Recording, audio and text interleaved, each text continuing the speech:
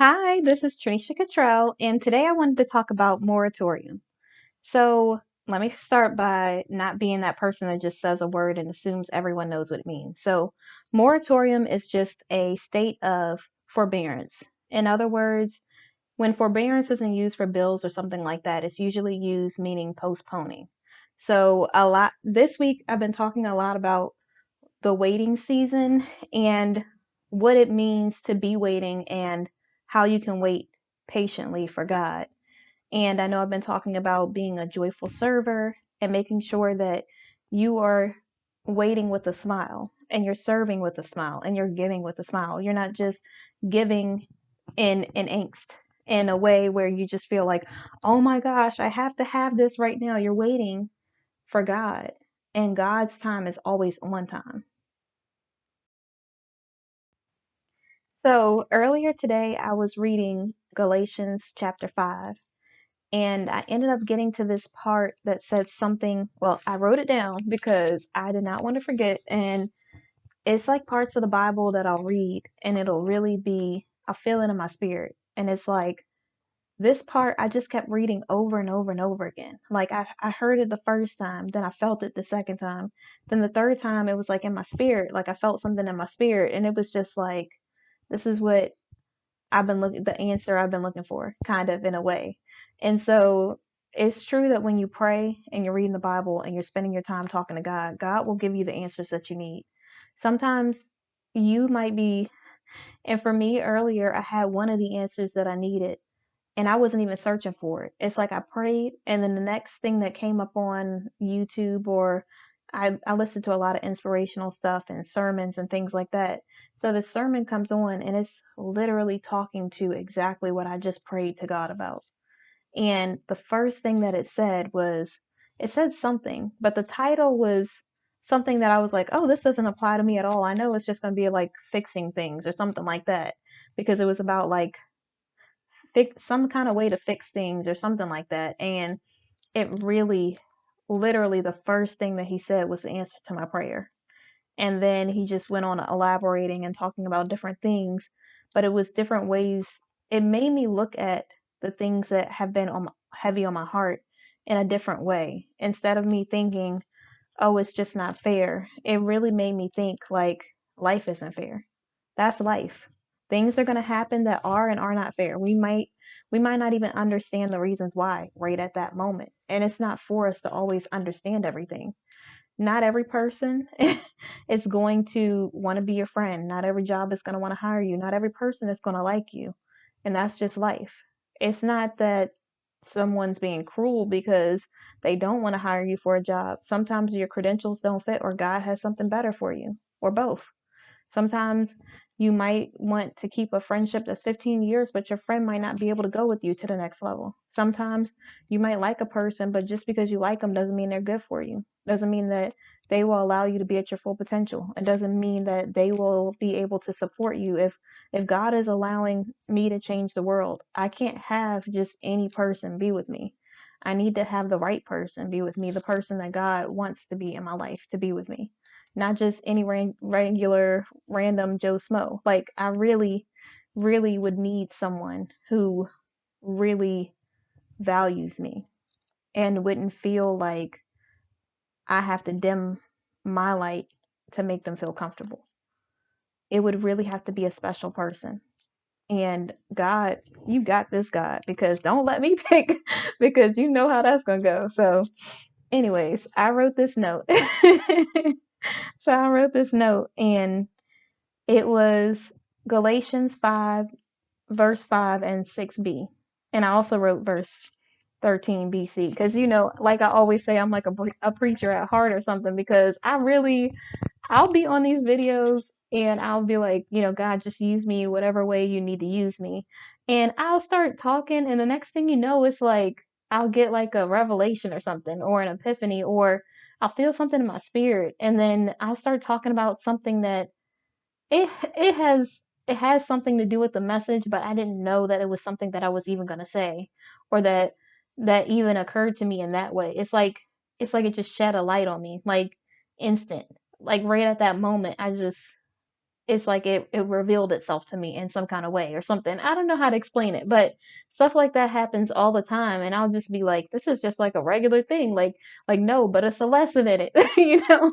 Like I really pull a lesson from everything. So in Galatians 5, it says, this might be for someone because for me, it really was like, wow, I really needed that right now. And it says, for through the Spirit, we eagerly await by faith the righteousness for which we hope. And the first time I heard it, and I was like, okay, through the Spirit, I'm eagerly awaiting because in the waiting season, by faith, the righteousness for with which we hope. So everything our heart desires, everything that we could possibly want, everything that God promised us, whatever we've been through in the past, whatever we've done, once we rededicate our lives to God, once we focus on God, God is number one. God has control of our lives. Everything that we could have possibly wanted in our soul, deep down inside, the things that we really truly desire. And usually it's once we rededicate or give our lives to God, it's what God would want for us anyways.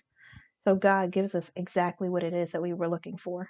And righteousness is understood as being goodness or having virtue.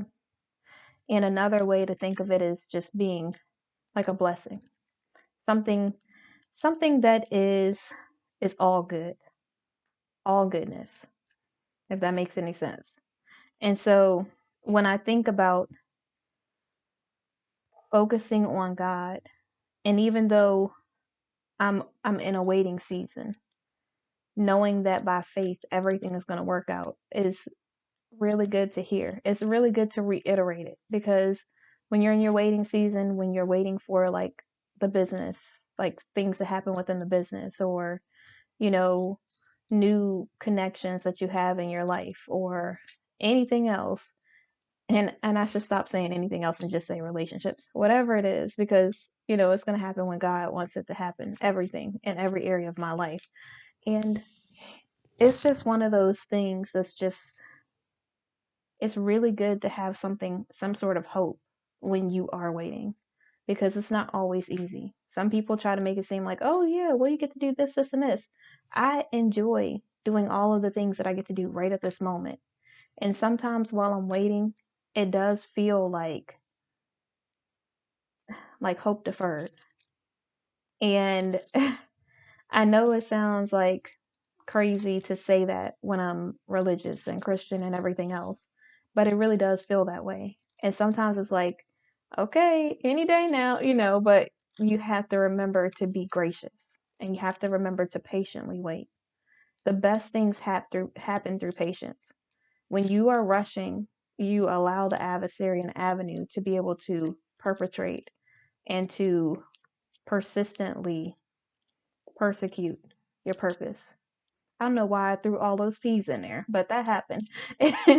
He really has an avenue to just enter into your life, to manipulate your mind, to make you feel insecure, to make you doubt the promises that God gave you. And I always say this in most of my videos, but God really is a God that He does not lie. So every time you feel like you have to rush into something, know that that's the adversary. Because God would never rush you into something prematurely, because that would be disastrous. There's nothing in your life that God would want to give you before it's time. If you get anything before the appointed time, you will not be ready. You might unintentionally hurt somebody or hurt a business or something else because some of the lessons that you learn on your journey will help you make better decisions in the future. Some of the things that you thought you were over, it's good to learn that you still have issues with that or that's something that you're going to have to keep in mind because you don't want to carry that kind of toxicity or that type of behavior into a new friendship or relationship at all. So it's good for God to take his time on you, to really break things off of you, to really keep you growing into the person that he created you to be. And the only way to do that is to be uncomfortable. The only way to do that is to be in a position that you've never been in before, to fail at some things, to have some losses in your life. And the losses are really lessons that you can use for your purpose. Sometimes it's easy to just feel like, oh, I want to give up, or I can't do this, or, well, this thing didn't work out right, so let me just go ahead and move on with my life and do something else.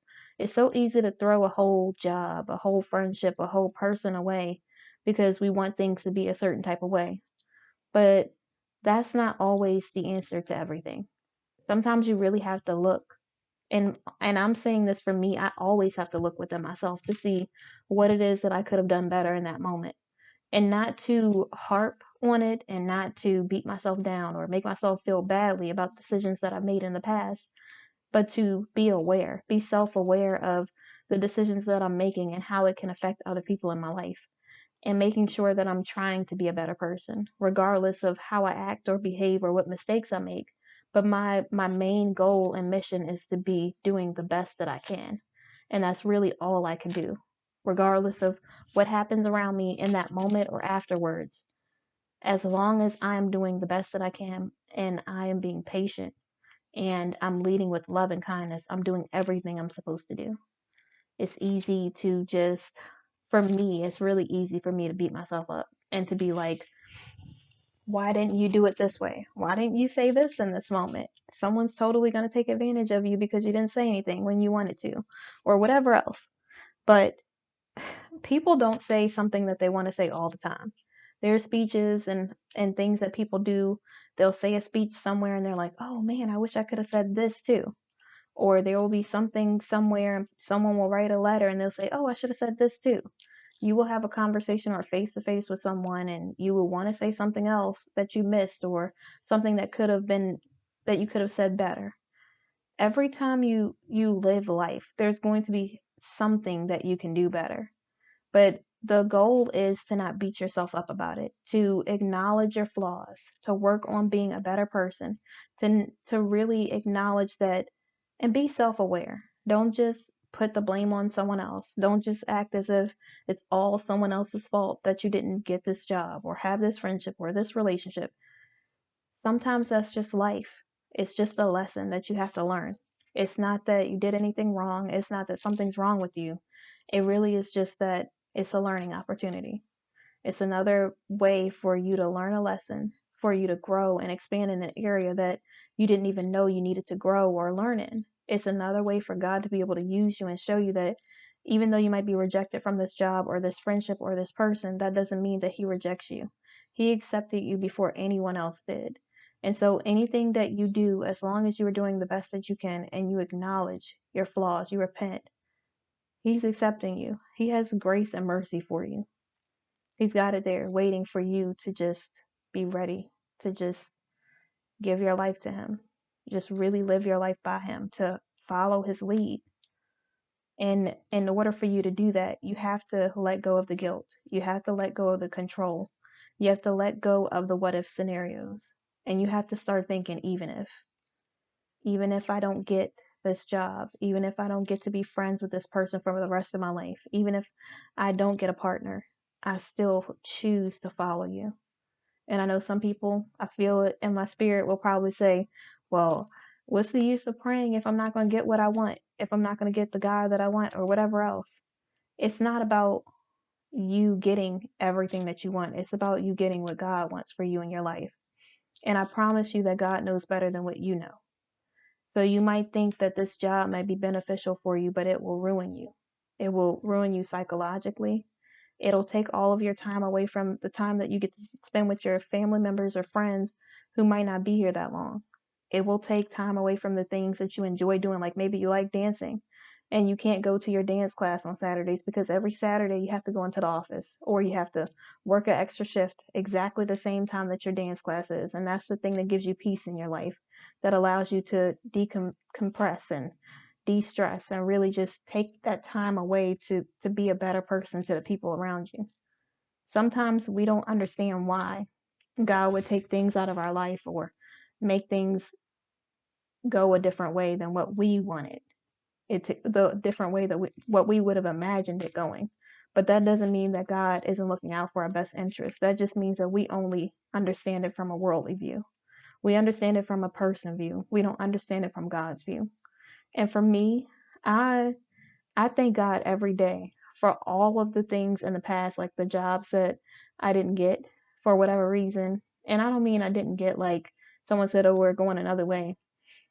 It's usually like the position just closed randomly, or or I put in a bunch of applications but I got a call back or something like that, or I didn't get any calls back or something. It's usually not one of those scenarios, even though I'm not saying it couldn't happen in the future. And it doesn't matter which way it happened. I'm just saying in general. And some of those jobs or some of those things that I was offered, it's like God was knew that I could get a better opportunity. He knew that if I had worked that job, it would have took me away from the things that I really loved and the things that I really needed.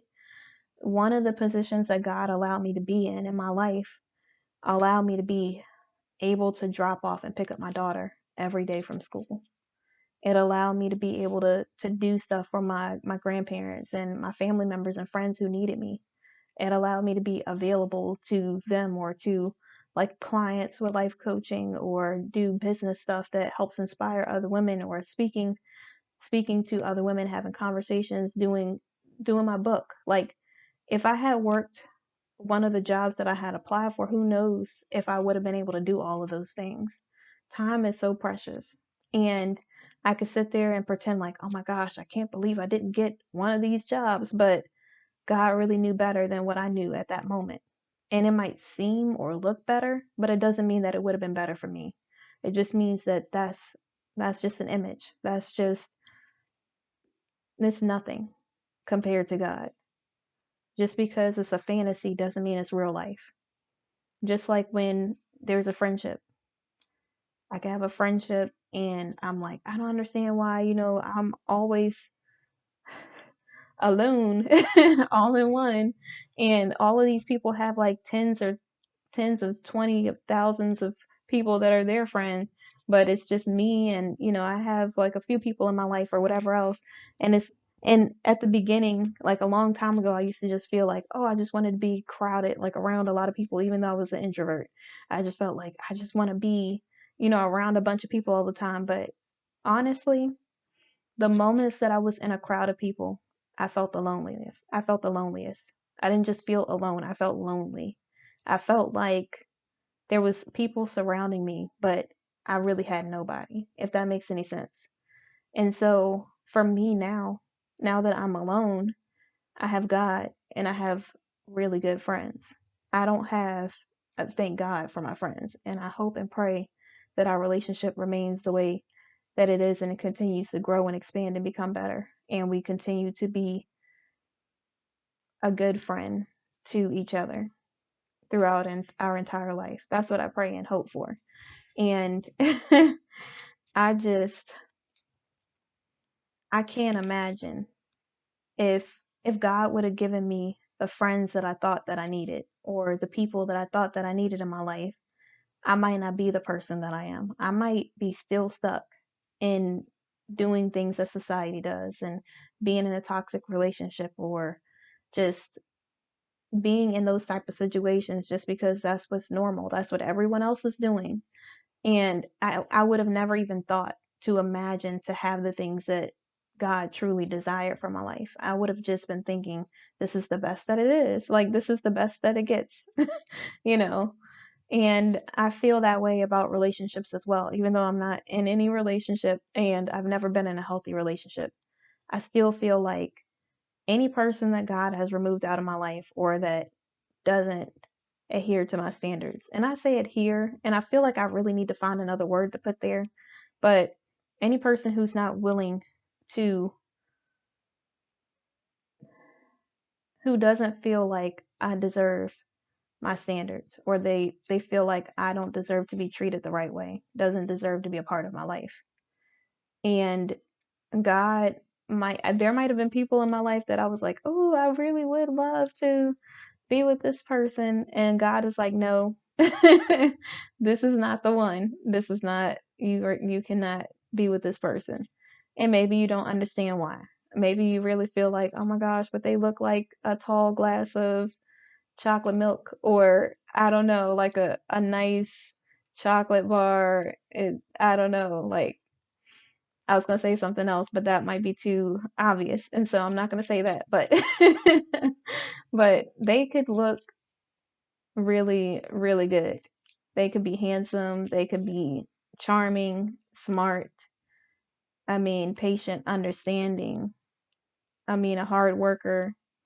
They could be all of these things, but God could be like, there, no. Like, you might like this right now because this is what you feel like you want, but it's really about what I know that you need. And it's the truth because there are people a long time ago that I would have picked to be with, and whew, thank you, Jesus, I didn't end up with those people. And I know that sounds like real harsh, and I don't think any of those people watch this video anyway, so it should be fine. But oh my gosh, the HE double hockey sticks that I would have had to go through if I had been with those people, like one of the people I talked to, their ex person that they were with, and they really had to go through it with that person.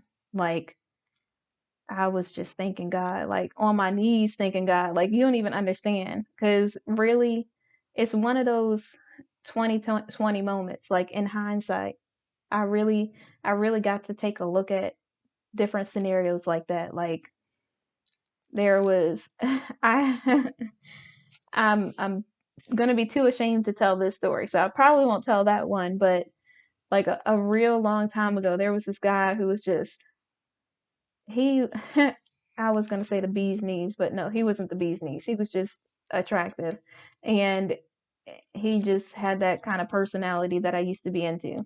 And so I was just like, and not that I went by personality. Usually back then I would have went by looks, and he would have had to be like a real mean, cruel person or something for some reason. I don't know, but something like that. And so, man, this guy was, I'm glad, I'm so thankful that I did not have to be in the same situation that some of those women went through. I'm so, so glad that God protected me from that. At the moment, I just felt like it doesn't make any sense. This girl gets to get with this guy, and this girl gets to have this or do that. And the whole time, God was protecting me. If I had been with the one guy, the things that would have happened to me. And it's weird because God will kind of show you the things that you got to avoid if He had given you the things that you asked for. And I don't know if He does this for everyone, but I see this a lot in my life. Like, especially with people from the past. It'll be like, this could have been me, like, but it wasn't, thank God. And I mean, there's so many scenarios like that that God really graced me through. He really, it's like, I'm not gonna say it's like he knew that I was gonna rededicate my life to him. He knew that there's no way I could withstand all of that toxic energy, that I could just keep going through that same type of vicious cycle in my life. There's no way that I could have been the type of person, like even when I tried to fit in with that type of lifestyle, I always felt like I didn't belong there. And it's so weird because I'm gonna say this, and I don't think the person will watch this video. I always have to say that, but really, I feel like one day all of the people are gonna watch the exact video that they're in, and they're gonna be like, "So I saw me in your video," and I'm gonna be like, "Yes," and I was very discretional. I did not say any names, so I think we're good. But hopefully I remember the story because I always go off on a tangent and then I forget what I was gonna say. But mm, there was this one guy, and we were cool, and oh my gosh. So, we were hanging out one day, and I was like, he was super cool. Like, I was a dork, and he was super cool. And I was just like, I know I'm saying that, and people are like, how dorky were you really? Like, I never really fit in with society. I always try to do the things like, I mean, I wouldn't say always try to do the things. I did like little things, but I never did a whole lot. So, like, I could never really fit in because I was never at the right places, but I always did like some things. So so I was like hanging out with one of my friends, and it was just like a group of us, and we're sitting around, and they're doing something that I'm not going to say what it was, but they were doing something, and I was like, "Oh, okay, let me see whatever it was." And I go to look at this item and do something, but I didn't like, it's nothing like that. It's nothing like that. I feel like everybody watching this video was thinking that it's something outrageous. It was nothing like that's that horrible. It really was something to where it was outside of my character. And I, even then, when I, when he was like, "Oh yeah, he's like, "Are you sure about this?" Like, cause I don't know if it's because I was so dorky, but I like I felt like I was in that one movie where the guy was like a dork and he was hanging out with all the cool people, and they were like, they said something to him and he did something, and then they were like, he was like, "Oh my gosh, I feel so cool right now." Like, that's how I felt in that moment. And so so I'm sitting there, and I'm like not trying to fit in, but I'm really just trying to pretend like I'm about that life, which I'm really not. And and the guy's like, "Are you sure about this?" And I'm like, "Yeah." Like, straight face, like I really was about that life, but I really wasn't. And so so I do this thing, not anything like anyone is thinking. Nothing like that. I feel like people's minds are gonna be so all over the place, and it's really not that. It probably, if I said what it was, you would say, "Oh, that's nothing." But I'm not gonna divulge all of that because it's too much information. But so as I am doing this thing, I I'm not nothing like that, but I have this thing, and the person is like, "That doesn't even look like you." And I was taken aback, and I was just like, I really felt like it wasn't me anyways, and I really had trouble always fitting in anyways, and I always was like, I stuck out like a sore thumb, like everywhere, because it wasn't like I was like a goody two shoes that did the right thing. I didn't always make the best decisions. I made a lot of bad decisions in my life and stuff like that. But I really never felt like I fit in with society ever. Like, there would be things that would be going on around me, and I would just be like, what is the point of that? Like, I don't understand. And I would feel so out of the box. Like, I would feel so, I don't want to say left out, because I didn't feel like I was left out from anything, but I just felt like I never really fit in.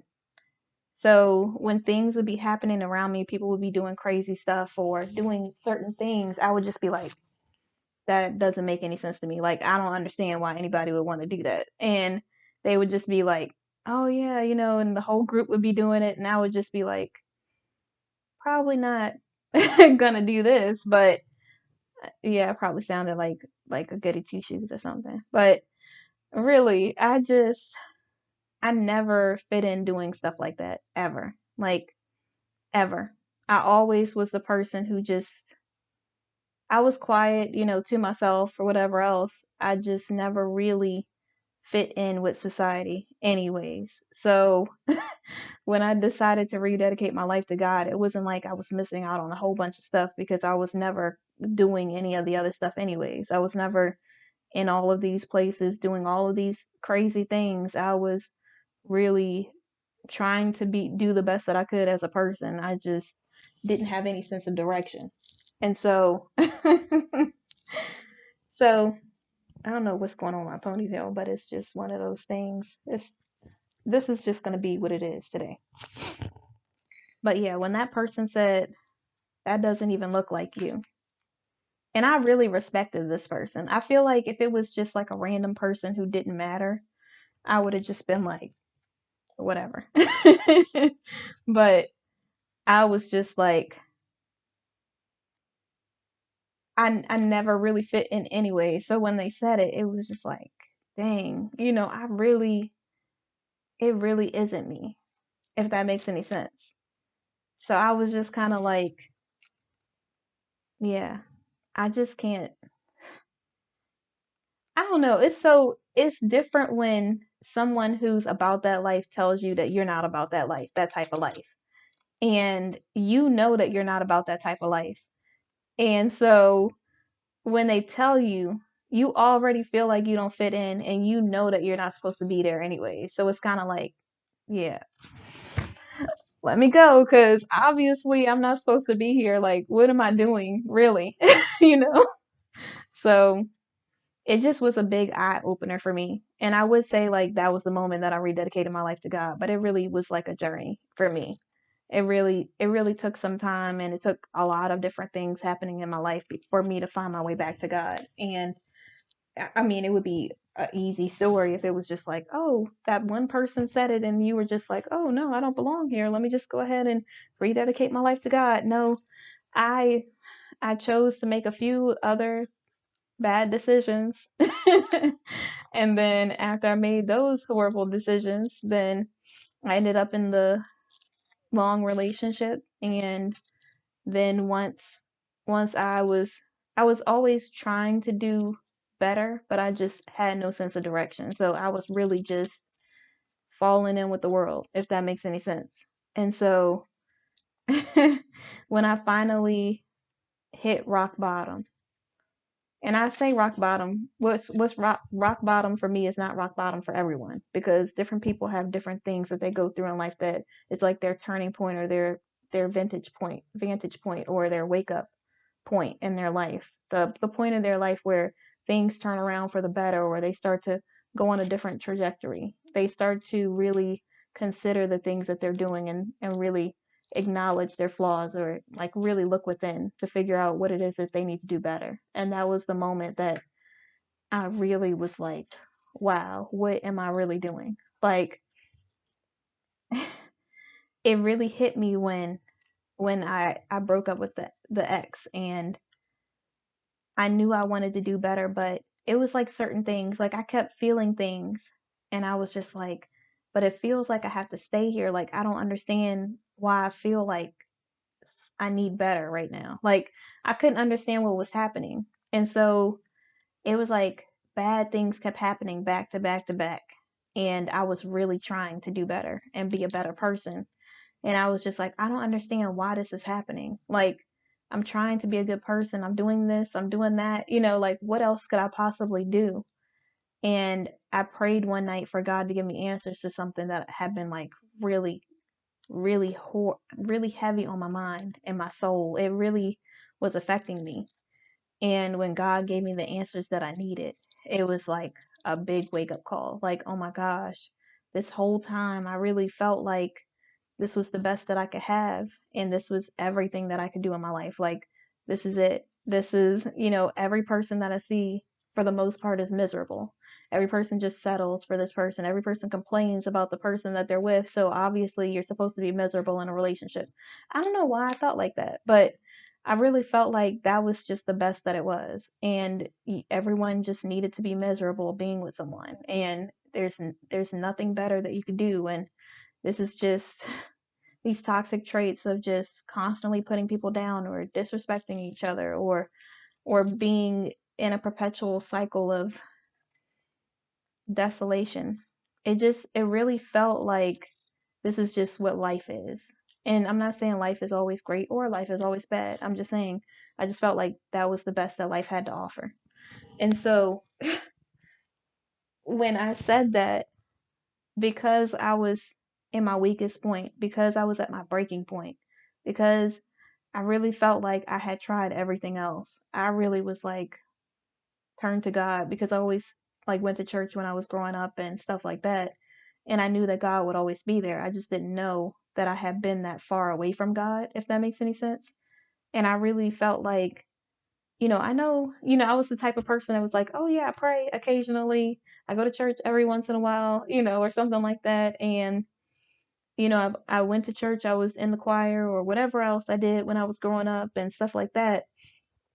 But I never, I never even noticed that my relationship with God was growing, like I was growing away from God. I really just felt like that was life because when you look around at most people who are religious, they're kind of like one foot in, one foot out.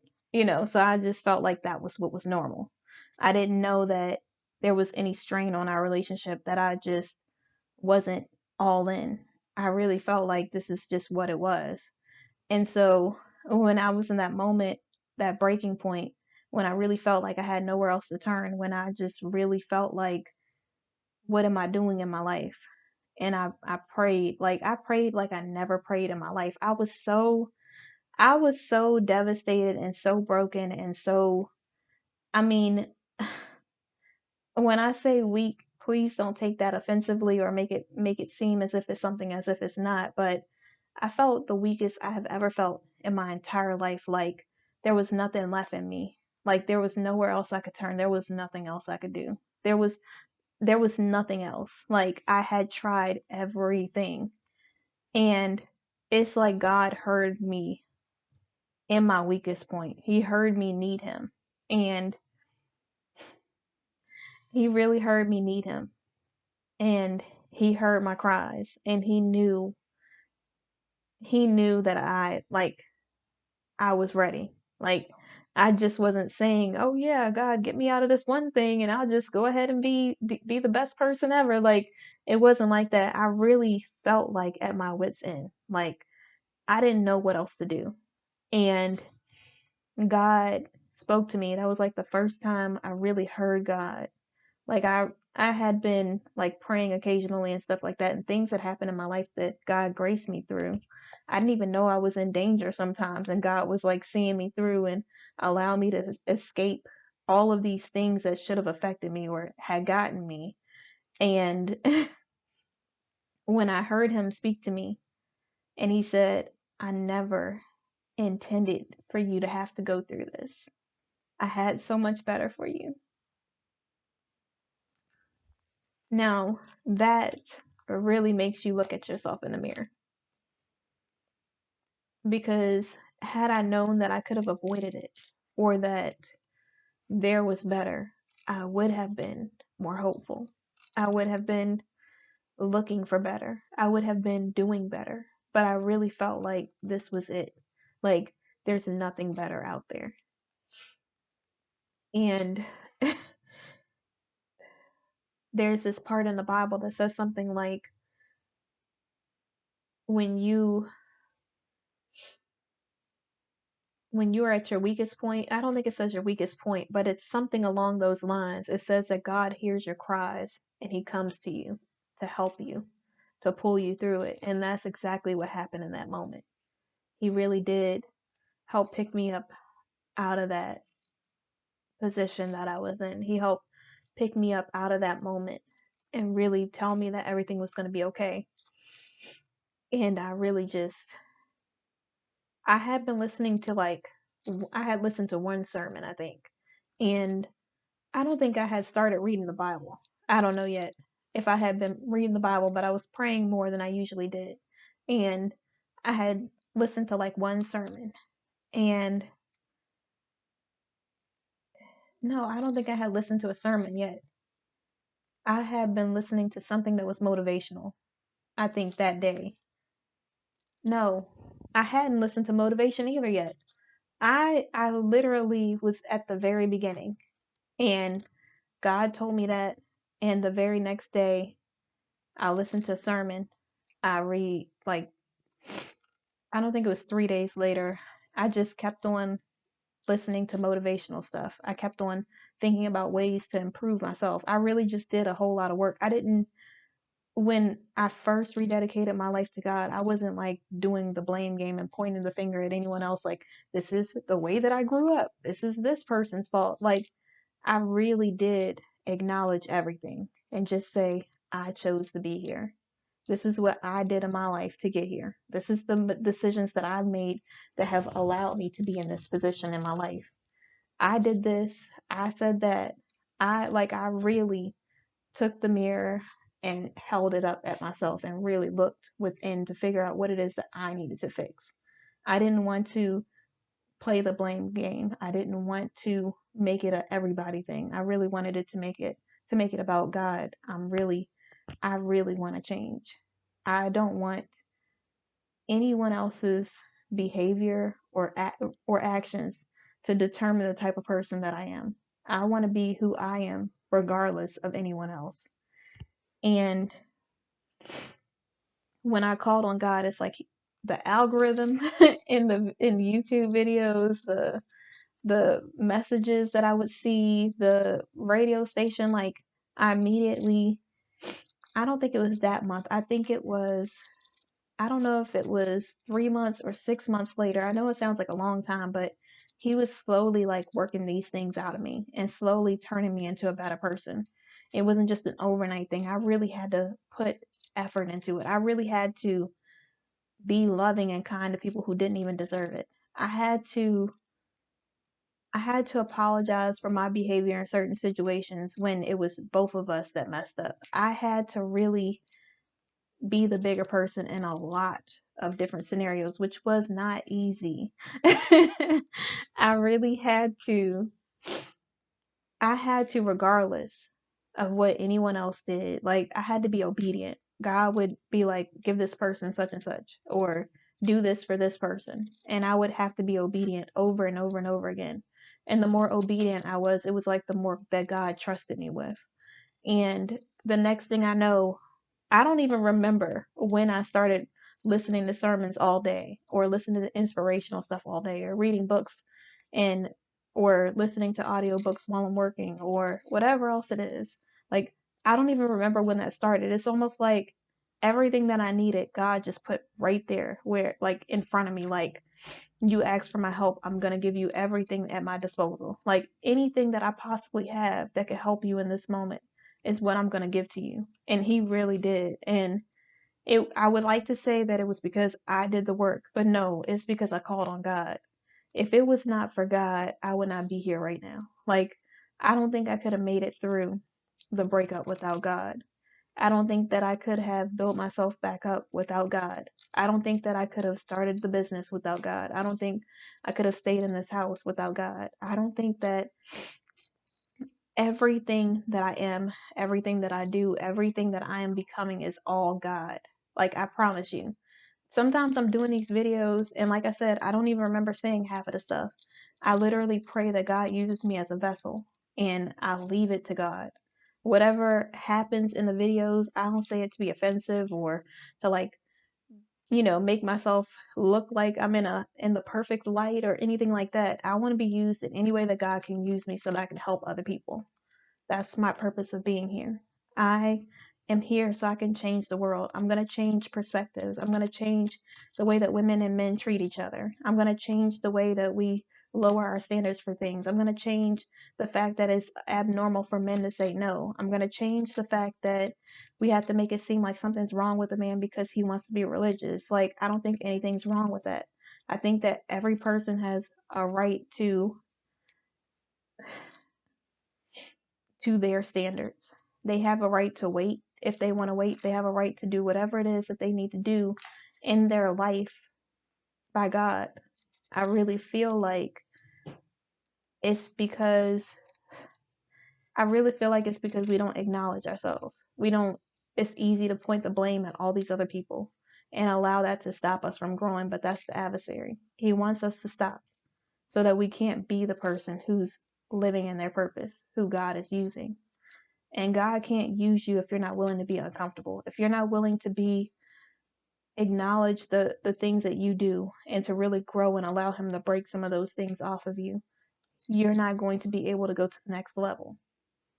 God, I think God wants us to just love each other. I think he's tired of seeing us destroy each other in all the broken households and the games that everyone's playing to get back at each other and to be on top and to manipulate each other and to use each other as if we're not human beings. I think he really wants to see us be loving and kind, lead with love and kindness, to really have standards like Jesus had, to really stand for something so we don't fall for anything, to really stand up for ourselves so we don't end up on the floor in fetal position crying over a breakup or a person who never deserved our time or energy in the first place. I think he really wants us to be the best version of ourselves. not to compare, because comparison is the thief of joy. That's Teddy Roosevelt. He really wants us to be better than we were yesterday, for us to continue to grow and prosper and to have joy and peace in our lives. God is not the God that's just some big kid who's trying to bully us into doing what he wants. We have free will. He really wants us to freely choose him, to really give our lives to him, to really dedicate our life to a purpose. If you're not adding purpose and value to this life, then what are you doing? You really have to think about what it is that you're contributing to the world. Don't think about it in a way to beat you up and think like, oh, I'm not doing anything. It's never too late to start. You have never done so much wrong that God can't use your story for his glory. There's nothing that you can do that would ever make God stop loving you. There's nothing that you could ever do that would make God not be able to change things. God can make a way out of no way. And in conclusion, oh, I'm so deep in this. I really felt like I could go on and on, but I don't want to just keep on rambling on. I really want it to be spirit led, and I want to make sure that I'm in my purpose. I don't want to be doing this for selfish gain. I don't want to be doing this just for me. This is for God. So, in conclusion, whenever you are in moratorium, postponing, waiting season, whatever you want to call it, delay, it's important for you to just be joyful and cheerful and to understand that our understanding is not God's understanding. Lean not on your own understanding. I think that's Hebrews 11 something. Chapter 11 verse something, I think. And so you know me, I can't completely quote it, but I'm in it. I'm like a baby Christian, so I'm really in my faith. I really do listen to the sermons, and I'm in my Bible every day. But just because I'm in my Bible every day doesn't mean I can reiterate every single scripture like I'm a theologist or something. Like, no, I haven't reached that point yet, but I'm getting there. So so really, don't just lean on your own understanding, because it's better to be foolish with God than to be wise within the world, because the world has its own understanding, but God's understanding surpasses all others. So just continuously follow God and lead with love and kindness. And while you are waiting, know that God got you.